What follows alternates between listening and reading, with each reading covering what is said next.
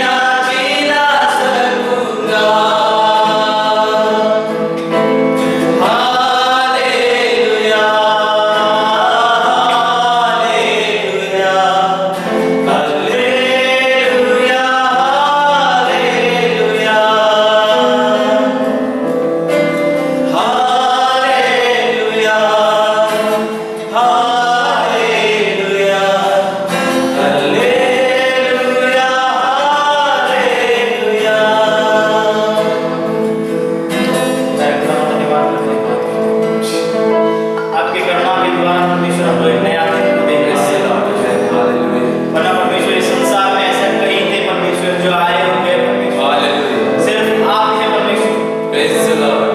जो हमें नया अनुग्रह से नई कृपा के द्वारा परमेश्वर Thank you. हमारे गुनाहों को माफ करके परमेश्वर Thank you, Lord. हमें चलाते हैं परमेश्वर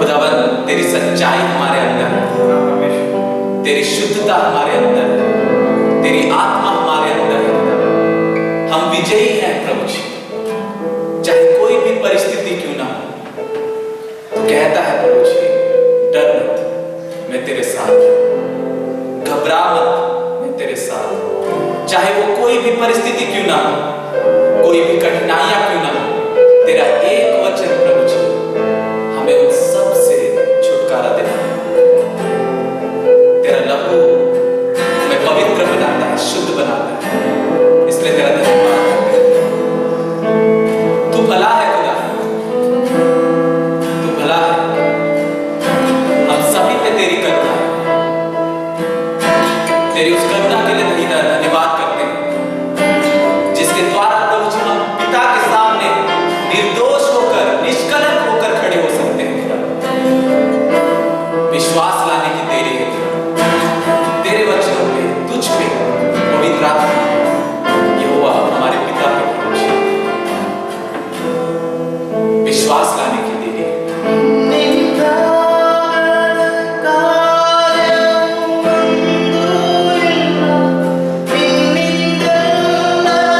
Sa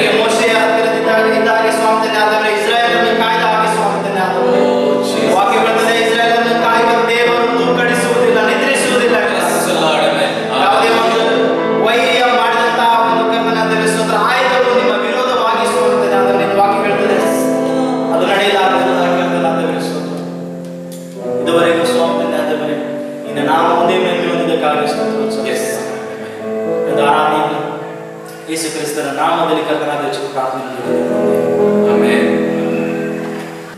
ಕರ್ತನಲ್ಲಿ ಪ್ರಿಯ ಸಹೋದರ ಸಹೋದರಿಯರೇ, ನಿಮ್ಮನ್ನು ಮತ್ತೊಂದು ಸಾರಿ ನಾನು ಕರ್ತನ ನಾಮದಲ್ಲಿ ವಂದಿಸುವವನಾಗಿದ್ದೇನೆ. और प्रिय मसीह के भाई बहनों, मसीह में भाई बहनों, आप सभी का आह्वान करता हूँ.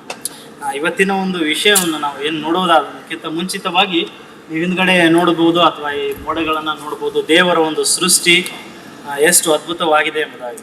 और आप अगर इस आज के विषय में बात करने से पहले आप पीछे की ये दृश्य को देख सकते हैं. बहुत सारे जो पेड़ पौधे हैं जो परमेश्वर की रचना को बताती हैं. ಈ ಒಂದು ನೇಚರ್ ದೇವರು ಹೇಗೆ ಸೃಷ್ಟಿ ಮಾಡಿದರೋ ಅದೇ ರೀತಿಯಲ್ಲಿ ಆ ಮನುಷ್ಯನ ಸ್ವಭಾವವೂ ಕೂಡ ನಮ್ಮಲ್ಲಿ ಕೂಡ ಒಂದು ನೇಚರ್ ಇರ್ತದೆ. और जिस प्रकार इस सृष्टि को भी परमेश्वर ने किया है, वैसे ही परमेश्वर ने हमें भी हमारे स्वभाव को भी बनाया है.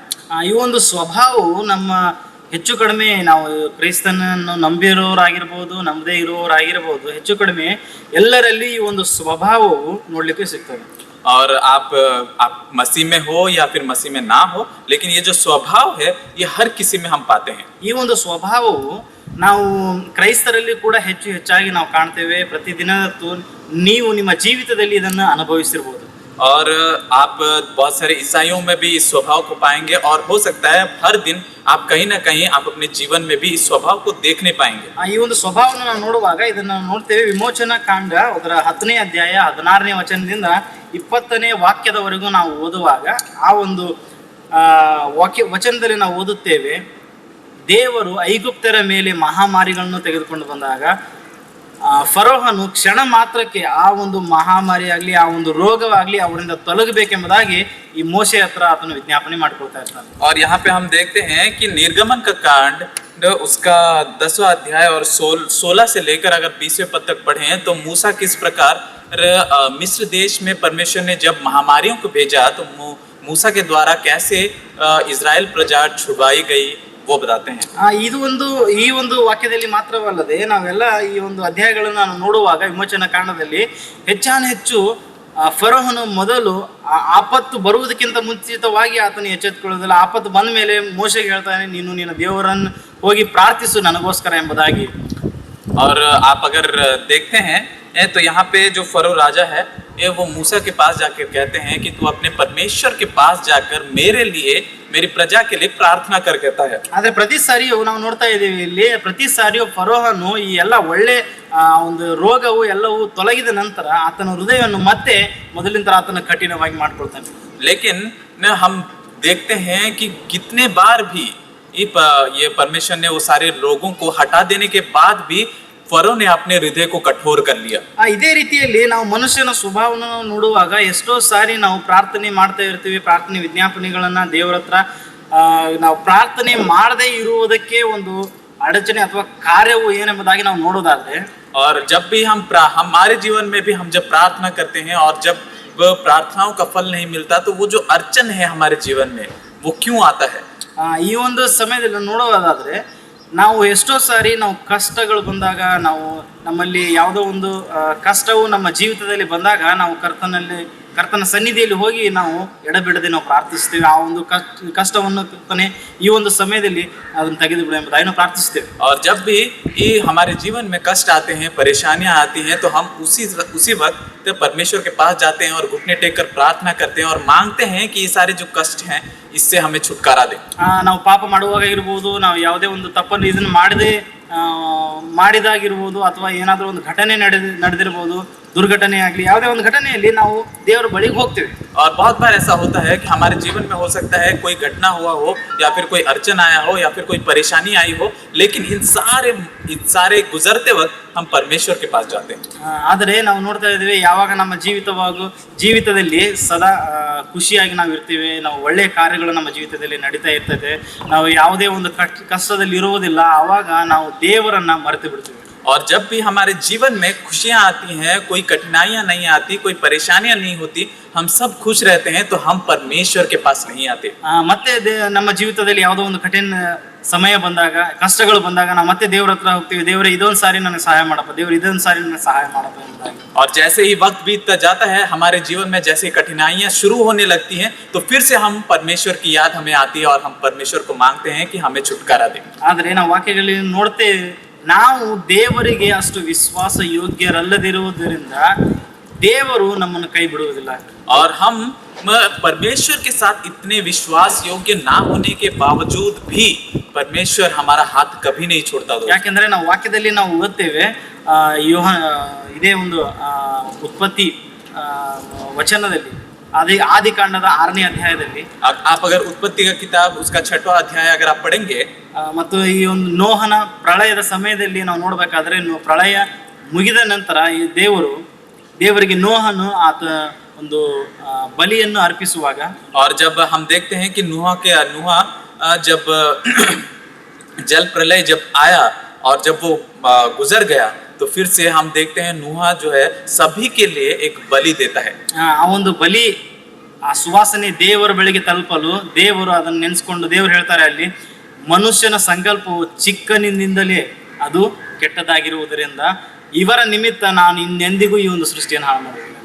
और उसके बाद वहां पे जब वो बलि चढ़ाता है, तो वो जो सुगंध है, वो जो सुगंध है वो परमेश्वर के पास पहुंचती है, और परमेश्वर कहता है मनुष्य की जो योजना है वो भले ही छोटी ही सही, लेकिन आपसे मैं उसे कभी खत्म नहीं करूंगा।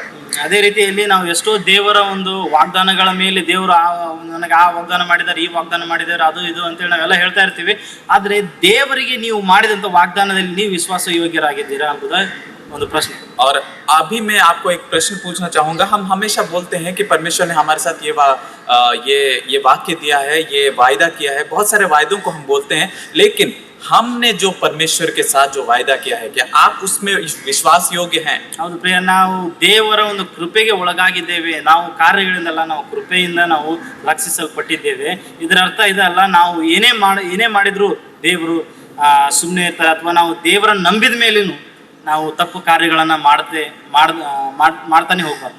और जब हम कहते हैं कि क्योंकि हमारा जो उद्धार है वो अनुग्रह से आता है, और अनुग्रह परमेश्वर के अनुग्रह से ही हम जीवित हैं, तो जब ऐसा कहते हैं तो लोग हम जो कुछ भी कार्य करते हैं वो उसे ऐसा सोचते हैं कि वो बस से करने के योग्य है, और हम परमेश्वर के बारे में नहीं सोचते, और ऐसा करना क्या सही है? ಯಾವಾಗಲೂ ನಮ್ಮನ್ನು ನಾವು ತಗ್ಗಿಸಿಕೊಂಡು ದೇವರ ಉಪಸ್ಥಿತಿಯಲ್ಲಿ ನಾವು ಎಡಬಿಡದೆ ನಾವು ಪ್ರಾರ್ಥನೆಯನ್ನು ಮಾಡ್ತಾ ದೇವರ ವಾಕ್ಯಗಳನ್ನು ಅರಿತುಕೊಂಡು ದೇವರ ಒಂದು ಮಾರ್ಗದಲ್ಲಿ ನಡೆಯುವರಾಗಿರ್ಬೇಕು. और जब भी हम परमेश्वर के साथ चल रहे हों, तो परमेश्वर के वाक्यों को सुने और उसके हिसाब से काम करने वाले बन सकें। ಅದೇ ರೀತಿಯಲ್ಲಿ ಒಂದು ವಾಕ್ಯವು ನಮ್ಮನ್ನು ಎಚ್ಚರಿಸುವ ಪ್ರಕಾರ, ಹೇಗೆ ಫರೋನನು ಕಠಿಣವಾದದ್ದು ತನ್ನ ಹೃದಯವನ್ನು ಕಠಿಣ ಮಾಡಿಕೊಂಡು ನಾವು ನೋಡ್ತಾ ಇದ್ದೀವಿ. ಇದೇ ಒಂದು ವಿಮೋಚನಾ ಕಾಂಡದಲ್ಲಿ ಅಂತ್ಯವು ಹೇಗಾಯ್ತು ಎಂಬುದಾಗಿ, ಆತನು ಸೈನ್ಯವೆಲ್ಲ ದೇವರ ನೀರಿನಲ್ಲಿ ಮುಳುಗಿಸ್ಬಿಟ್ಟು ಸಮುದ್ರದಲ್ಲಿ ಮುಳುಗಡೆ ಆಯ್ತು ಎಂಬುದಾಗಿ ನಾವು ನೋಡಿದ್ವಿ. आप अगर देखेंगे तो ये जो निर्गमन का अंत कैसे होता है, फरो का अंत कैसा होता है, वो उसकी पूरी सेना जो है वो नदी में डूब कर मर जाती है, ऐसा अंत होता है उसका आखिर में। ಅದೇ ರೀತಿಯಲ್ಲಿ ದೇವರ ವಾಕ್ಯ ಕೂಡ ಹೇಳ್ತದೆ, ನೀವು ದೇವರ ಸಮೀಪಕ್ಕೆ ಬಂದರೆ ದೇವರು ನಿಮ್ಮ ಸಮೀಪಕ್ಕೆ ಬರ್ತಾರೆ, ಎಲ್ಲ ಸೈತಾನನ ಕಾರ್ಯಗಳನ್ನ ನಿಮ್ಮ ಜೀವಿತದಿಂದ ದೇವರು ತೆಗೆಯಲಿ. प्रभु का वचन ये भी कहता है कि जब आप एक कदम परमेश्वर के पास आते हैं, तो परमेश्वर आपके करीब 10 कदम आता है। ನಮ್ಮ ಬರೀ ಕಷ್ಟದಲ್ಲಿ ಮಾತ್ರವಲ್ಲ, ನಮ್ಮ ಸುಖದಲ್ಲಿ ಕೂಡ ನಮ್ಮ ಸೃಷ್ಟಿಕರ್ತನಾದ ಯೆಹೋವನನ್ನು ದೇವರನ್ನು ನಾವು ಸ್ಮರಿಸುವುದು ಬಹಳ ಅವಶ್ಯಕತೆ. और खाली हमारे दुखों में ही नहीं, हमारे कष्टों में ही नहीं, हमारे सुखों में भी हमें परमेश्वर को हमेशा याद करना है, यहोवा को याद करना है। ಇವತ್ತಿನ ದಿನದಲ್ಲಿ ಈ ಒಂದು ಸ್ವಭಾವವು ನಮ್ಮಲ್ಲಿ ಇರುವುದಾದರೆ, ಬರೀ ಈ ಒಂದು ಫರೋನಲ್ಲಿ ಇರುವಂತಹ ಸ್ವಭಾವವು, ಮನುಷ್ಯರ ಒಂದು ಸಾಧಾರಣ ಸ್ವಭಾವ ನಮ್ಮಲ್ಲಿ ಇರುವುದಾದರೆ ದೇವರಿಗೆ ನಾವು ಪ್ರಾರ್ಥನೆ ಮಾಡಬೇಕು, ದೇವರ ಈ ಒಂದು ಸ್ವಭಾವದಿಂದ ನನ್ನ ಬಿಡುಗಡೆಗೊಳಿಸು. अगर आज भी आपके अंदर और मेरे अंदर अगर ऐसा कोई स्वभाव है, ये जो चीज ऐसी है जो वो फरो की तरह अपने मन को कठोर कर देता है, तो आज हमें सोचना जरूरी है और परमेश्वर के पास जाकर मांगना जरूरी है। ಪ್ರತಿದಿನವೂ ದೇವರಿಂದ ಒಂದು ಉಡುಗೊರೆಯಾಗಿದೆ. और हर दिन एक परमेश्वर में एक लड़ाई होनी चाहिए। ಎಷ್ಟು ಉಡುಗೊರೆ, ಗಿಫ್ಟ್. हर दिन एक उपहार होना चाहिए परमेश्वर में। ನಾವು ನೋಡ್ತೇವೆ ಇತಿಹಾಸದಲ್ಲಿ ಎಷ್ಟೋ ಜನ ಬಂದ್ರು, ಎಷ್ಟೋ ಜನ ರಾಜರಿರ್ಬೋದು, ಎಷ್ಟೋ ಶ್ರೀಮಂತರ ಜನರಿರ್ಬೋದು, ಎಷ್ಟೋ ಜನ ಬಂದ್ರು, ಎಷ್ಟೋ ಜನ ಹಾಗೆ ಹೋಗಿಬಿಟ್ರು. ಆದರೆ ಅವರ ಜೀವಿತದಲ್ಲಿ ಅಂತ್ಯವು, ಅವರ ಜೀವಿತದ ಕೊನೆಯ ಅಂತ್ಯ ಏನು ಎಂಬುದಾಗಿ ನಾವು ನೋಡುವುದಾದರೆ ಅದು ಪ್ರಶ್ನೆಯಾಗಿ ಉಳಿದಿರ್ತದೆ. और बहुत सारे ऐसे लोग हैं जो आज बहुत ही अमीर हैं, जिनके पास धन दौलत तो प्रभु जी और बहुत सारी ऐसी चीजें हैं, लेकिन न उनका जो जीवन कहाँ अंत होता है, ये एक प्रश्न चिन्ह हो गया है। ಆದ್ದರಿಂದ ಪ್ರಿಯರೇ, ನಾವು ದೇವರನ್ನು ಸ್ಮರಿಸುತ್ತಾ ದೇವರ ಒಂದು ಸನ್ನಿಧಾನದಲ್ಲಿ ಪ್ರಾರ್ಥನೆಗೆ ನಾವು ಸದಾ ಪ್ರಾರ್ಥನೆಯನ್ನು ಮಾಡುವವರಾಗಿ ದೇವರ ವಾಕ್ಯಗಳ ಮೇರೆಗೆ ನಡೆಯುವವರಾಗಿರಬೇಕು. और हाँ, इस ऐसे समय में भी हमें परमेश्वर के साथ चलना है, परमेश्वर के वचन के हिसाब से, और उसके पास प्रार्थना के साथ जाने वाले होना चाहिए। ನಾವು ಒಂದು ಕಣ್ಣುಗಳನ್ನು ಮುಚ್ಚಿ ನಾವು ಚಿಕ್ಕದಾದ ಪ್ರಾರ್ಥನೆಯನ್ನು ಮಾಡೋಣ. आइए प्रार्थना करते हैं छोटी सी। ನಮ್ಮನ್ನು ಹೆಚ್ಚಾಗಿ ಪ್ರೀತಿಸುವಂತ ನಮ್ಮ ಸ್ವರ್ಗೀಯ ತಂದೆಯಾದ ದೇವರೇ, ಸ್ತೋತ್ರ ಸ್ವಾಮಿ. प्यारे स्वर्गीय पिता, हम तेरा धन्यवाद करते हैं। ಕರ್ತನಾದ ದೇವರೇ, ಒಂದು ಮನುಷ್ಯನ ಸ್ವಭಾವ, ಸಾಧಾರಣ ಸ್ವಭಾವ ಕರ್ತನಾದ ದೇವರೇ ಸ್ತೋತ್ರ, ನೀನು ವಿಶ್ವಾಸ ಯೋಗ್ಯನಾಗಿದ್ದರೂ ಕರ್ತನಾದ ದೇವರೇ, ಕೆಲವು ಸಮಯದಲ್ಲಿ ಸ್ವಾಮಿ ತಂದೆ ಆದವರೇ ನಾವು ವಿಶ್ವಾಸಕ್ಕೆ ಯೋಗ್ಯರಲ್ಲದಂತೆ ಸ್ವಾಮಿ ನಾವು ನಡೆದುಕೊಳ್ಳುತ್ತೇವೆ. ಅದಕ್ಕಾಗಿ ಕ್ಷಮಿಸಬೇಕು ಪ್ರಾರ್ಥಿಸ್ತೇವೆ. खुदावन हमें माफ करना, क्योंकि हम मनुष्य हैं, हमारा जो स्वभाव बहुत ही साधारण है, और प्रभु जी हम चाहते हैं कि हम चाहते हैं हम तू जिस प्रकार हमारे साथ विश्वास योग्य है, हम भी तेरे साथ वैसे ही विश्वास योग्य बने रहें। ಕರ್ತನೇ, ಈ ಒಂದು ಇದನ್ನ ವಿಡಿಯೋ ನೋಡ್ತಿರುವಂಥ ಪ್ರತಿಯೊಬ್ಬರ ಹೃದಯವನ್ನು ಕರ್ತನಾದ ದೇವರೇ ಸ್ತೋತ್ರ ನೀನು ಮುಟ್ಟಬೇಕೆಂಬುದಾಗಿ ನಾವು ಪ್ರಾರ್ಥಿಸುತ್ತೇವೆ. ತಂದೆಯಾದ ದೇವರೇ, ನಿನ್ನ ಒಂದು ಜೊತೆಯಲ್ಲಿ ಕರ್ತನಾದ ದೇವರೇ ಸ್ತೋತ್ರ, ಅವರು ಪ್ರಾರ್ಥನೆಯೊಂದಿಗೆ ನಿನ್ನ ವಾಕ್ಯದೊಂದಿಗೆ ಕರ್ತನಾದ ದೇವರೇ ಅನ್ಯೂನ್ಯತೆಯಲ್ಲಿ ಇರಬೇಕೆಂಬುದಾಗಿ ನಾವು ಪ್ರಾರ್ಥಿಸುತ್ತೇವೆ. और खुदावन जो लोग इस वीडियो को देख रहे हैं प्रभु जी, उन्हें छुएं और प्रभु जी ये उनके जीवन में कार्य करें, वो प्रार्थना का जीवन बिता सके, तेरे वचनों के हिसाब से, तेरे वाक्य के हिसाब से ये वो अपने जीवन को बिताने वाले बन सकें। खुदा ಕರ್ತನಾದ ದೇವರೇ ಸ್ತೋತ್ರ, ಯಾವತ್ತು ಸೈತಾನನು ಆ ಹೃದಯಗಳಿಂದ ಆ ವಾಕ್ಯಗಳನ್ನು ಕದಿಯದಂತೆ ಸ್ವಾಮಿ ತಂದೆಯಾದ ದೇವರೇ ಸ್ತೋತ್ರ, ಅವರು ಎಚ್ಚರಿ ಇರುವಂತೆ ಸಹಾಯ ಮಾಡ್ತಾರೆ. और वो हमेशा चेतावनी या फिर सावधान रहें कि कहीं वो वचन जो वो सुनते हैं, जो भूमि में उनके पड़े हैं, जो बीज के समान है, कहीं वो शैतान चुरा न ले जाए। ಕರ್ತನಾದ ದೇವರೇ, ಒಂದು ಅದ್ಭುತವಾದ ಪವಿತ್ರವಾದ ವಾಕ್ಯಕ್ಕಾಗಿ ನಾವು ಸ್ತೋತ್ರವನ್ನು ಸಲ್ಲಿಸುತ್ತಾ ಈ ಒಂದು ಪ್ರಾರ್ಥನೆಯನ್ನು ಯೇಸು ಕ್ರಿಸ್ತನ ನಾಮದಲ್ಲಿ ಬೇಡುತ್ತೇವೆ. और प्रभु जी, ये जो वचन तूने दिया है इसके लिए बहुत बहुत धन्यवाद करते हैं, और ये प्रार्थना यीशु मसीह के नाम से मांगते हैं। ಆಮೆನ್. आमीन।